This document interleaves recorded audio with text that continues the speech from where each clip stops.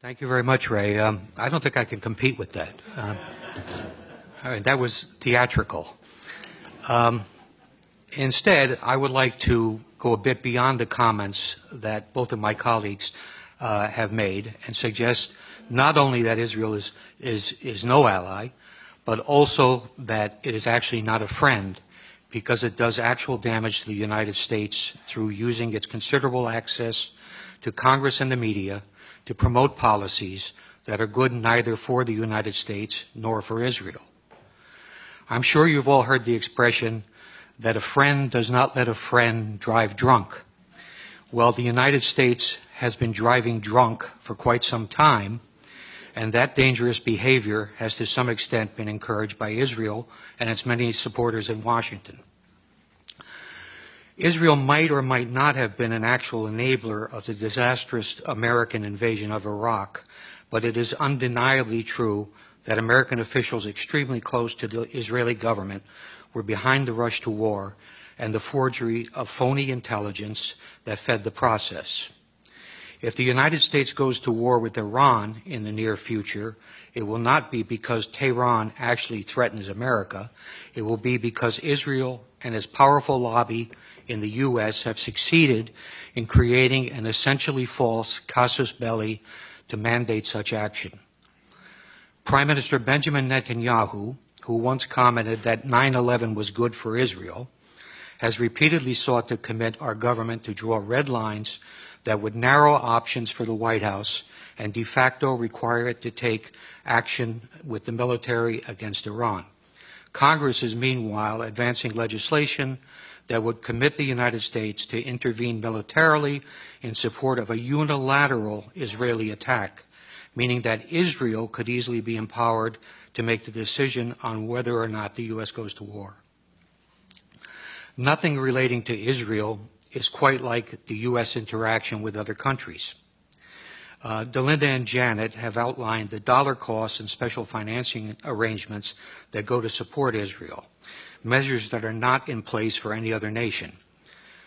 Congress also approved on Wednesday, as part of the United States-Israel Strategic Partnership Act by a vote of 410 to 1, an Israeli exemption from the reciprocity mandated by the so-called visa waiver program. Israelis will be able to travel freely to the United States, while their government will be allowed to refuse entry to American citizens. This is a privilege that is granted to no other country. One congressman has recently even introduced a bill to cut off federal funding for any academic organization that engages in boycotting Israel. Boycotting other countries is okay. Israel interferes in American elections, most recently on behalf of Mitt Romney. It has corrupted our Congress. Its head of government publicly rebukes our own head of state. Government ministers insult and ridicule John Kerry, and its intelligence officers actually provide alarmist and inaccurate private briefings for American senators on Capitol Hill. I also would not doubt that Israel, accustomed to behaving with impunity towards its alleged friend and patron in Washington, might manufacture a pretext to draw the U.S. into a new conflict, something reminiscent of the Lavon affair in Alexandria, Egypt in 1954, or the false flag attack on the USS Liberty in 1967. Israel currently strongly supports using force to intervene in Syria, a proposition that is opposed overwhelmingly by the American public. In short, Israel has no reluctance to use its enormous political and media clout in the U.S. to pressure successive administrations to conform to its own foreign and security policy views. One other very good reason why Israel should not receive billions of dollars in military assistance annually is its persistent espionage against the United States. Grant Smith has described how Friends of Israel stole enriched uranium from a Pennsylvania refinery to create a nuclear arsenal. More recently, we have learned how Arnon Milchan, a Hollywood producer born in Israel, arranged for the illegal purchase of 800 nuclear triggers. Milchan picked up an Oscar last Sunday without any interference from the FBI. The existence of a large-scale Israeli spying effort at the time of 9/11 has been widely reported, incorporating Israeli companies in New Jersey and Florida, as well as hundreds of art students nationwide. 5 Israelis from one of the companies were observed celebrating against the backdrop of the Twin Towers going down. While it is often observed that everyone spies on everyone else, particularly true if one is referring to our own NSA, espionage is a high-risk business that most countries are extremely careful when they are spying on friends because of fear of blowback. Israel, which relies on Washington for billions of dollars in aid and also for political cover in international fora like the UN, does not spy discreetly, largely because it knows that few in Washington will seek to hold it to account. There were, for example, no consequences for the Israelis when Israeli Mossad intelligence officers, using passports and pretending to be Americans, recruited terrorists to carry out attacks inside Iran, as noted by Mark Perry this morning. Israelis using U.S. passports in that fashion put every American traveler at risk. Israel, where government and business work hand in hand, has obtained significant advantage by systematically stealing American technology with both military and civilian applications. The U.S.-developed technology is then reverse engineered and used by the Israelis to support their own exports. Sometimes when the technology is military in nature and winds up in the hands of an adversary, the consequences can be serious.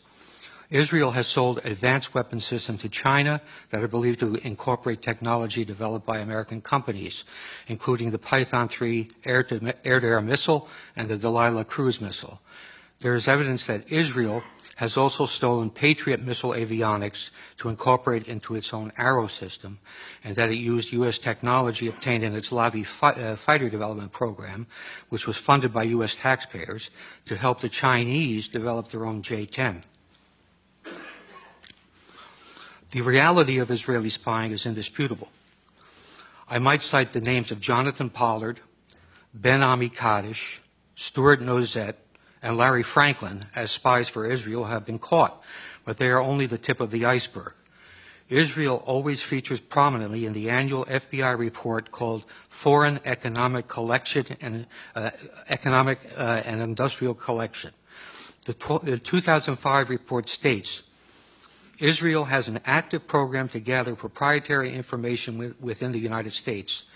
These collection activities are primarily directed at obtaining information on military systems and advanced computing applications that can be used in Israel's sizable armaments industry.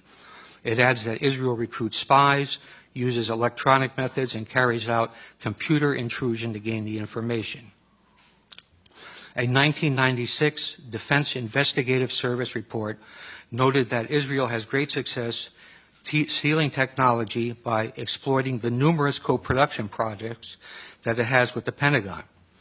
It says, placing Israeli nationals in key industries is a technique utilized with great success. A General Accounting Office examination of espionage directed against American defense and security industries described how Israeli citizens residing in the U.S.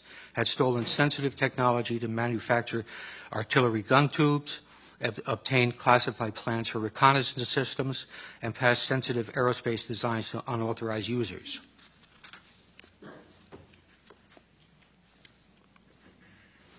The GAO concluded that Israel conducts, and this is a quote, conducts the most aggressive espionage operation against the United States of any U.S. ally. In June 2006, a Pentagon administrative judge overruled an appeal by an Israeli who had been denied a security clearance. If you can imagine that, an Israeli with a security clearance at the Pentagon. But anyway, they overruled him when he appealed it and said the Israeli government is actively engaged in military and industrial espionage in the United States. An Israeli citizen working in the U.S. who has access to proprietary information is likely to be a target of such espionage. More recently, FBI counterintelligence officer John Cole has reported how many cases of Israeli espionage are dropped under orders from the Justice Department. He provides a conservative estimate of 125 viable investigations into Israeli espionage involving both American citizens and Israelis that were stopped due to political pressure. So the answer to the question, is Israel an ally of the United States, is most definitely no. Is it even a friend? Well, I suppose there are all kinds of friends in the world, but if you judge Israel by its record on how it interacts with the American government and people, I think the answer would also have to be no. Thank you.